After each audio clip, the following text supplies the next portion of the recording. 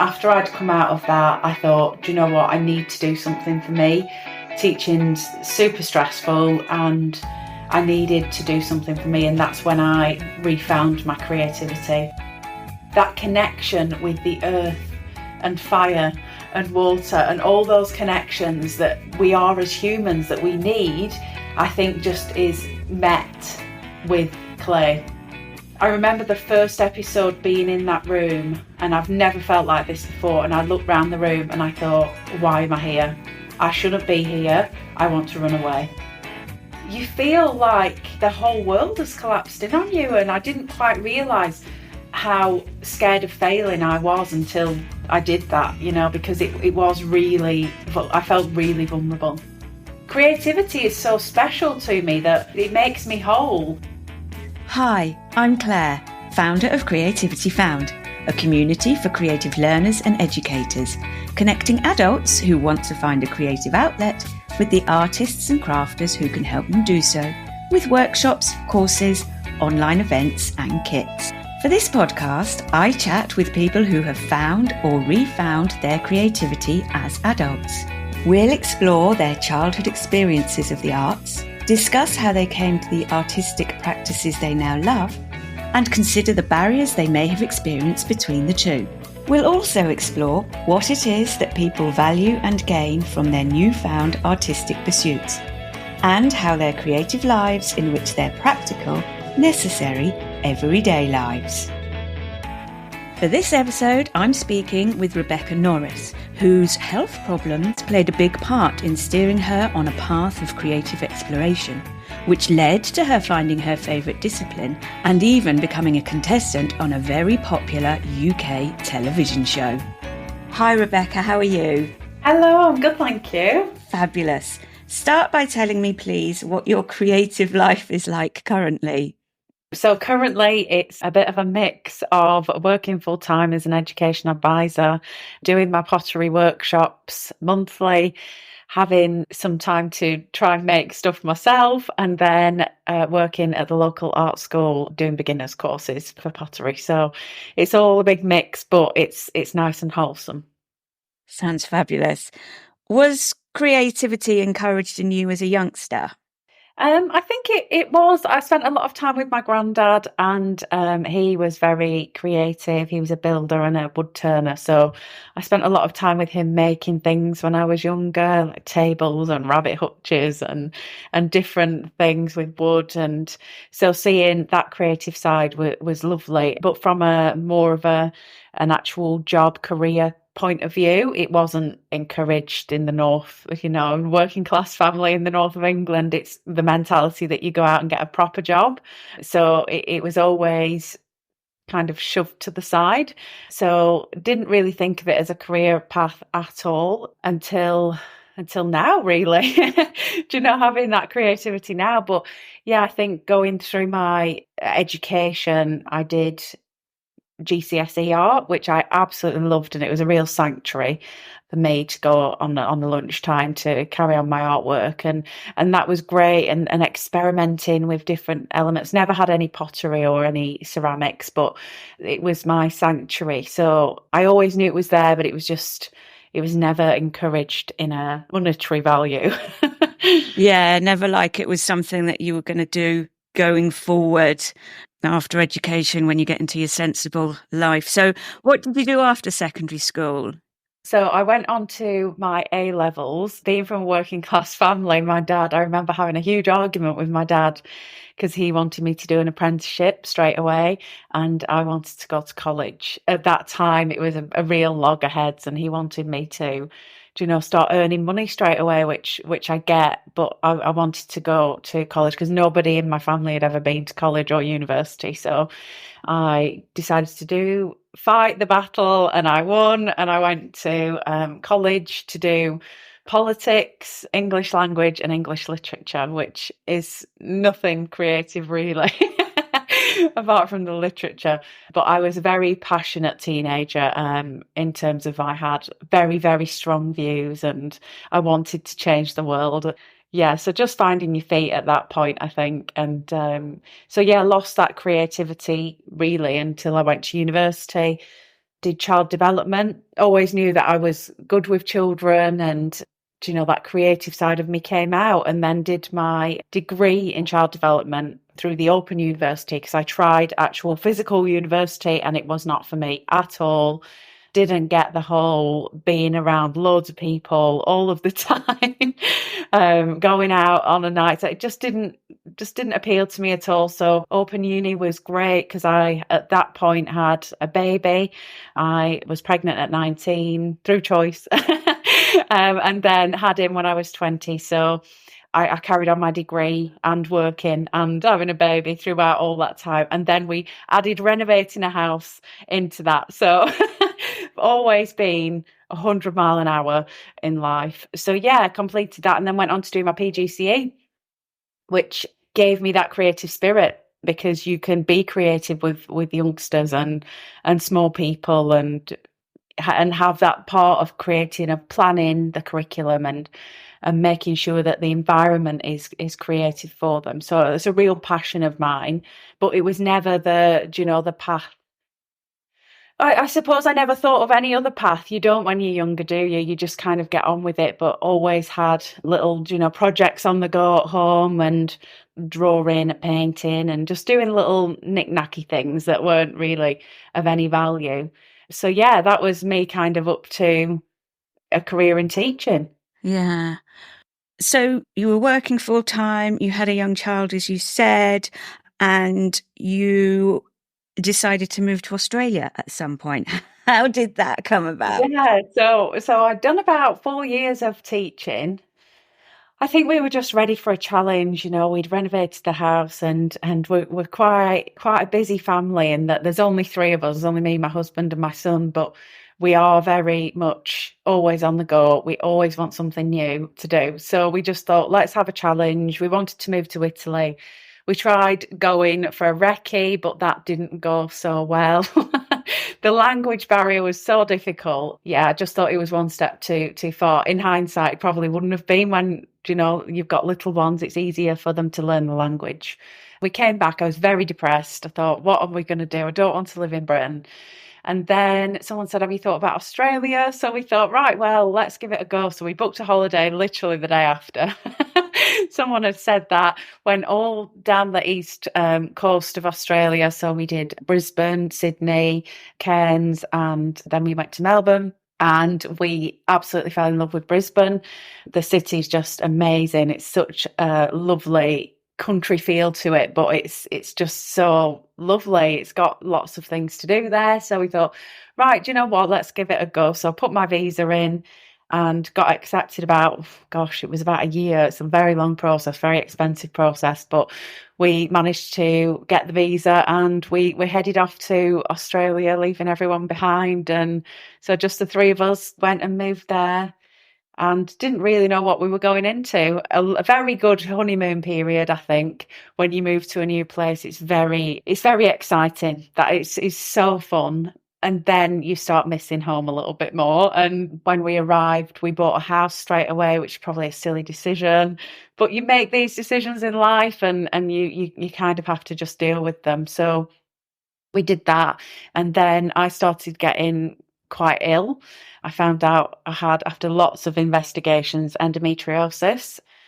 So that was quite hard being on our own there, because there was no support. Obviously, I had friends and I was teaching, so I had that network, but not the friends that you'd built up for, years, who understood everything you'd been through. And I'd had these symptoms for quite a long time, since I was about 14, really. So pelvic pain and tummy troubles and things. So just kind of put it down to that. And then it got to the point where it was so bad that I had to go and get it investigated properly, and had a wonderful team. And the healthcare in Australia is just fantastic. And basically, yeah, I got diagnosed with endometriosis and went for my first surgery. And then it came back after 6 months. So at this point, I was at a real low ebb.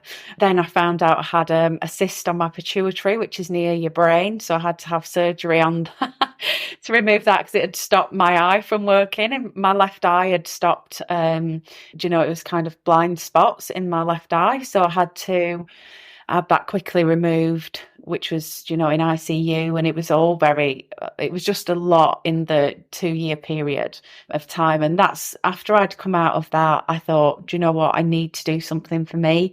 Teaching's super stressful. It's not as stressful as England, but it's got its own stresses, and I needed to do something for me. And that's when I refound my creativity, and I set myself a challenge of a year of trying all the different crafts that I could possibly try and see which one took my fancy. And it was so fun. And that's when my love of workshops came.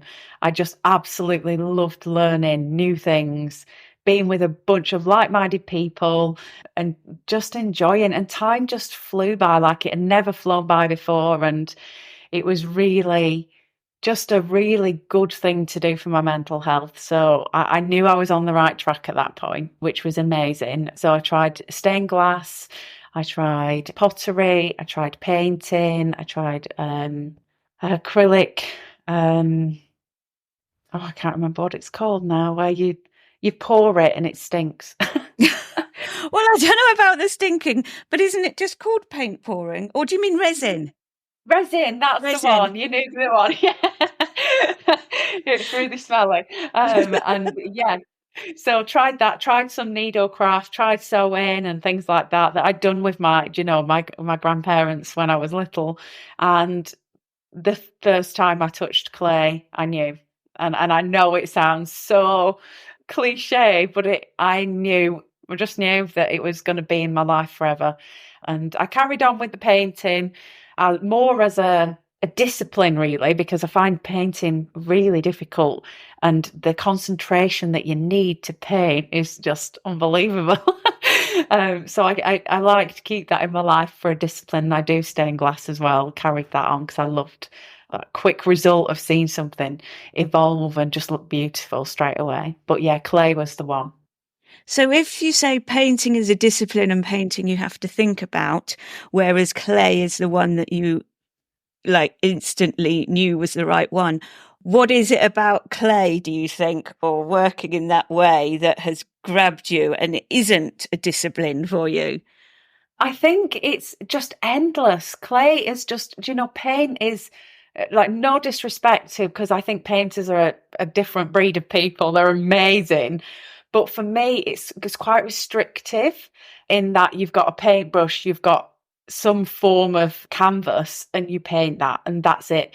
Whereas clay, it can be functional, it can be, it can be a piece of art, it can be mindful, it can be anything that you need it to be. And that connection with the earth and fire and water and all those connections that we are as humans that we need, I think just is met with clay. Totally. I just feel whole. And that sounds silly, but it's a jigsaw piece that just kind of fitted in. And I thought, when I haven't done clay for a few days, I noticed that I'm not right. There's something not right. And then I realized, oh, I haven't done clay for a few days. As well, with the hand building is a lot different to the wheel for me, because I do both. The wheel is a bit of a discipline because it is a science almost. You have to do it, and the glazing is a science, and you have to do it the right way or else it won't work. And for me, hand building is just an absolute release of ideas and just freedom, and hours can go by. So I like to keep the two going because I want to learn everything there is to learn about clay. So I want to be a whole person when it comes to pottery. Oh dear. Yeah, I completely understand. Going back to where you are now, and it all comes back down to how the creativity has benefited you generally as you go along. But you've talked about your illnesses, and you did actually mention a very good health system in Australia, but you are back in the UK now. Was that anything to do with the illnesses? Was there other circumstances that brought you back? Yeah, so the endometriosis came back, and I had to then, when I went under investigation again in Australia, they found some high risk cervical cancer cells. So that was another thing. So I had to go in for another operation, and then after that, they said, let's just do a hysterectomy, we need to just get rid. We just need to get rid. So basically, had a hysterectomy. So within a very short period of time, it had been a lot, and I don't think I processed that. And then the pandemic hit. So within that time, there was a lot that happened that probably wasn't related to Australia, but made me just so homesick. I just needed to come home, and we booked a holiday, but obviously that got cancelled because of COVID. And as you'll know, Australia was so strict on the border controls. There was no end in sight. So maybe it was a knee-jerk reaction, but we sold the house and we were just like, right, we're going home for 2 years. We're just going to go home, see where the land lies, whether we want to be in the UK, whether we want to be in Australia. And that kind of worms, unfortunately, is never ever going to be closed. I think once you emigrate, it creates a whole lot of emotional turmoil. It's a super hard thing to do, leaving and coming back.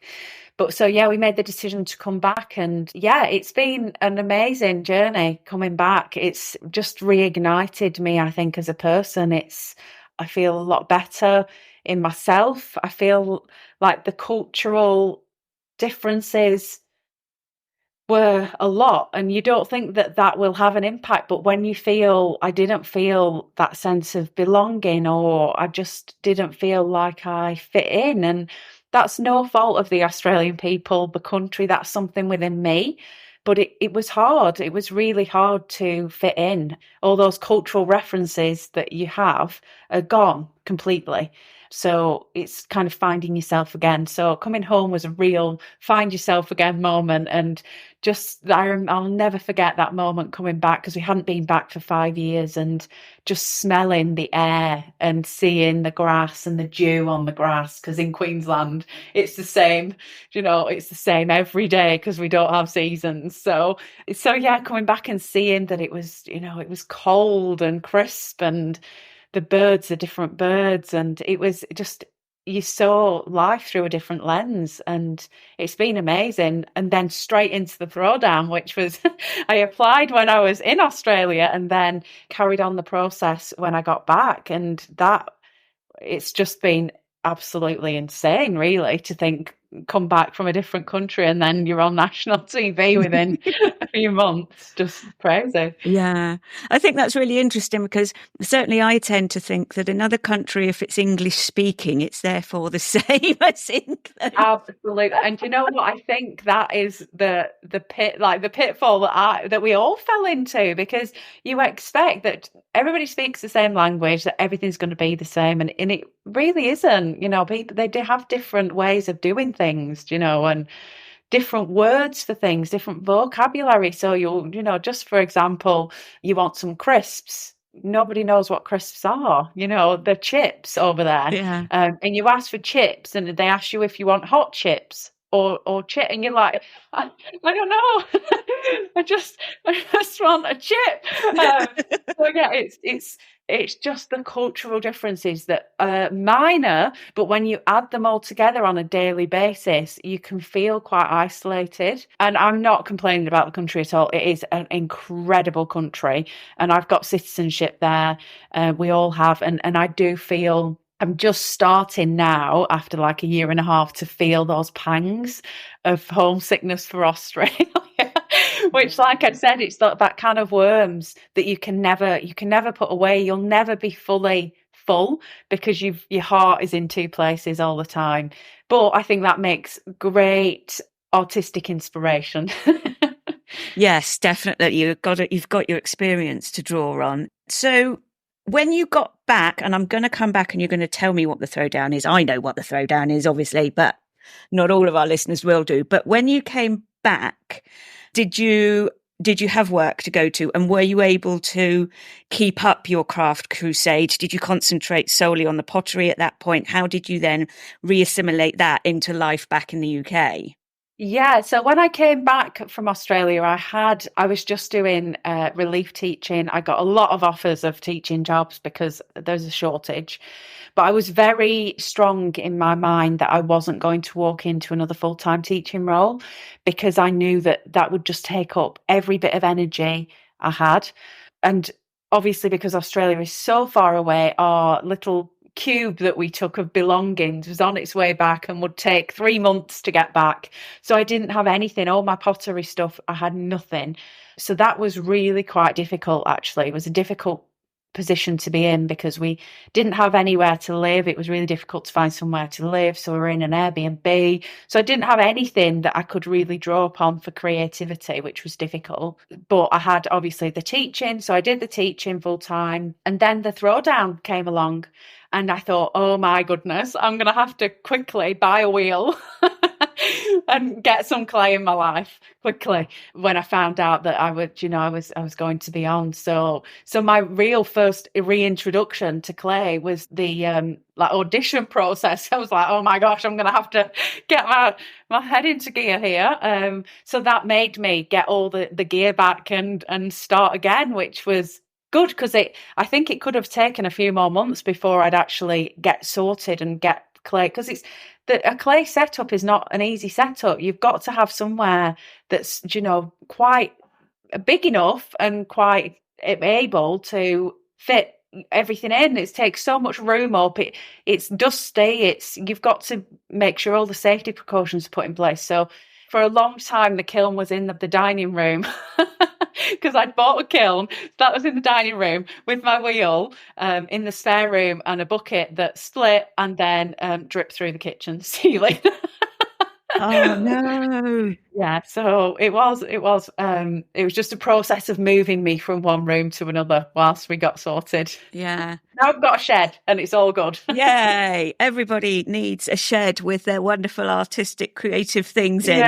Yeah, So do tell us what you mean by the Throwdown, one of my favourite TV shows, but you can explain. And tell me about your application and your time on the show.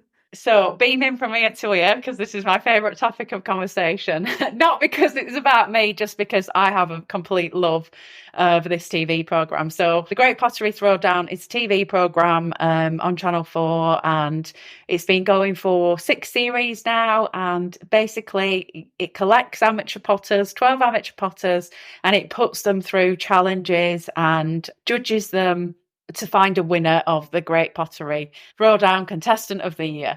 And yeah, it's just my favourite programme to watch without me being on it. It's just a fabulous feel-good programme where there's no bitchiness or it's not dog eat dog.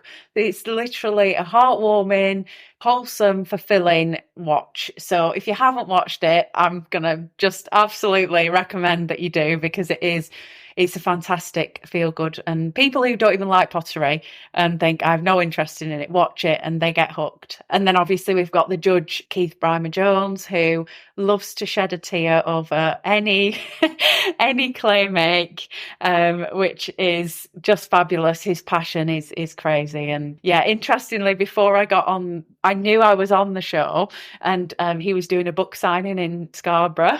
So I'd booked to go on this before I knew I was on the show. So I was sat in the audience listening to him talk about his book and how things are going, and people were asking about the Throwdown, and the lady next to me was like, you ask him a question, you love him, you ask him a question. I'm like, no, I'm all right, I'm okay, I don't need to ask him a question. And then really embarrassingly, when it had finished, he could sign your book. So I went up and he signed my book, and I didn't mention anything because I thought I don't want to break any rules and get kicked off before I've even started. And I just was really embarrassing and said to him, you're just an inspiration. I was like, oh gosh. Please don't remember me. Please don't remember me. And did he? No. Because my husband asked him when he met him, he was like, do you remember she came to that book? So he's like, no, I don't. I'm like, thank goodness for that, because it was so embarrassing. But I have got a picture of me with Keith looking very embarrassed and red-faced next to him with my book. So so that was lovely to be able to meet him before the show, and he cried so much about the contestants and things when we were there. So that was lovely, a real confidence boost, because it was a scary prospect. You were quite an emotional contestant as well, weren't you? Yeah, absolutely. And I don't normally cry at anything. So yeah, it was actually quite I think it's the atmosphere, and I think going through the application process at the beginning was quite cathartic and looking at, and I would suggest that if there is anything that come up for anyone listening, even if you just apply, even if you don't want to go on to the show, or, not even pottery, there's anything, isn't there now? There's woodwork, there's bake-off, there's everything. But the actual process of that application was so cathartic, and thinking about why you're doing your craft, what you want to get out of it, where you are in your kind of journey. That was really interesting for me to do. And then going through to the stages and then getting to the audition. Actually, it was just like an absolute crazy dream, just going. And after that, I thought, if I don't get on, that's great. Because in my head, I've done the show without being on the show. So absolutely great. I've had a day out in London. I've had my Morrison's meal deal. I'm happy. So I thought, right, I'm going to come home and that's it. Won't think about it again. And then they rang and said I got on, and oh my goodness, it was just beyond crazy. I actually said to them, you're having a laugh. This is some kind of sick joke. You're having a laugh. Stop it. This is not nice. And they were like, no, we loved you. We want you on the show. And I think then it started setting in. The doubt started setting in, thinking, why have they picked me? It must not because I'm good at it. It must be because I made them laugh or something. All these doubts start creeping in your head, and you do start questioning yourself. But then when you get onto the show, you just want to have fun. The people there are amazing. And I was very emotional because I remember the first episode being in that room, and I've never felt like this before. And I looked around the room and I thought, why am I here? I shouldn't be here. I want to run away. Creativity is so special to me that it makes me whole. Putting yourself out there on the line, I thought, what am I doing? What am I doing? Putting myself in this vulnerable position. And you don't really get the gravity of being on the TV because the cameras are there, but you can't really see it being on a screen, if that makes sense, because you're just doing what you're doing. So that bit was a bit removed, really. But yeah, those moments where you think, gosh, like they've picked me and I can't do this. What am I doing? But that was why I did it, to overcome those obstacles and to push myself and to challenge myself that little bit further in my process. And I knew it would. So yeah, it was emotional. And when Keith cried, I had to cry. You can't not cry when Keith cries. I mean, I cry at home when Keith cries. Yeah. So being there in front of him, I was like saying to myself, don't you dare cry. Don't you dare cry. Don't you dare cry. And then, okay. And that failure, I did on my challenges, I did fail quite a lot. And because of that pressure, you feel like the whole world has collapsed in on you. And I didn't quite realize how scared of failing I was until I did that, because it was really, I felt really vulnerable. It felt like the only way I can describe it is that you were in the school hall when you were little, and everybody else had got an A and you'd got an E, and you were stood at the front of the hall and everybody was watching you. I've never felt quite as vulnerable, I don't think, emotionally than that, and they were lovely. The judges were amazing, and the crew were amazing, and they'd come and give me a hug, and I'd be in the canteen like, and the makeup lady would have to come and, like, you didn't get makeup, but I think she just felt so sorry for me that slapped a bit on, because it had just been, really emotional, and you're tired, and it's the very long days, and it's emotionally taxing, and it's physically taxing, and mentally taxing. So you're already in a place of vulnerability, and then something just tips you over the edge, and but I can look back on it, and I would, if someone said, do you want to go back to Stoke-on-Trent right now and do it all again, I would be the first one to run to the car, because it was just incredible. I never went to win. I wanted to just have an experience, and I'm so grateful to my family for letting me do that, because I wasn't working, because I was doing relief. It was just one of those things that was great, that I didn't take on that full-time role. It was like it was meant to be. And my husband, I had to take on extra hours, and, friends and family helped with the dog and my son, and everybody pulled together so I could go on. And I'm so grateful for that. It's moved me along in my creative journey. Speaking of which, it sounds like you are still totally buoyed by the experience, and it's given you some confidence, a lot of confidence and a lot of joy. So how, after the excitement, all of that, how do you manage to mix working and creating now, including teaching, as you mentioned at the beginning? After the throwdown, it had aired, it had calmed down. It was one of those experiences where there's a lot to go through emotionally. You've got to kind of process it and put it in your mind somewhere, that you've got this elevated position of kind of confidence because you've been on a show, you've been chosen for something like that, but also that kind of doubt that's always been there, that's still there, that comes and says, but you're not good enough, are you? And I'm really struggling with that at the moment. I'm not going to lie. It's really hard to think of the two things. You've been up there and now you're kind of back to reality, and that's quite hard. And what do you want from that? Do you want to be an artist? Do you want to just do it for your own mental well-being? Do you want to just teach it as a career? Or what do you want to do with this experience that you've been given? And I'm sure everybody goes through it without going on a national TV programme. But it is that question that you've got to ask yourself, isn't it? That you have to say, what do you want from this? There's no point, doing it if you're not getting anything from it, or if you're going to burn yourself out from doing it and you're not gaining anything. So what I've tried to do is keep everything open. So still doing my full-time work, which is a passion of mine, education advisor for an early years program, which I absolutely love. And then doing my teaching, which is my place of comfort, because I've done it for so long, I've taught for so long. I find it quite easy, and that's something that I'm good at. I know I'm good at, so I can do that, and it fulfills my bucket because I'm like, yeah, I'm good at this.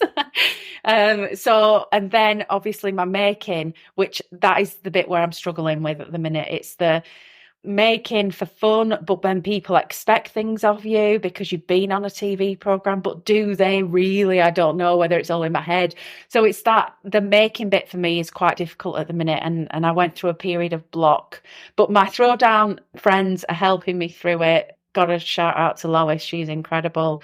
She's my cheerleader, the one when I feel like I'm rubbish, she'll come along and tell me I'm not, and stop being silly and get on with it. And that's so good. So still finding my style, still want to learn. I've got so much to learn. And I think the best thing that someone said to me was, you were never going on that program to be a professional. You were an amateur potter. You still are an amateur potter, and that's fine. You're still learning. And that's really helped me to think, yeah, I don't have to be something. I'm just learning and getting on with it. Yeah, brilliant. Sorry, I hope that makes sense. It absolutely does. No, it absolutely does. And in the way it makes sense is that it's a bit nonsensical in that you don't really know how it's all going to pan out. And now I'm going to ask you a question that completely contradicts that idea. As in, do you then have, even though you're not sure of how it's all working out now, do you have any thoughts or aspirations for further on in the future? Yeah, I think in my head, I've had this idea for a long time that I want to have a retreat, a potter's retreat. That's in my head. I want in Italy or France or somewhere warm, and to have that retreat where people come and they have a week and they just pot away and they just chill. And that for me would be my ideal, just to have it, having people come, enjoy themselves, love clay, and then have a break. So that is my long-term goal.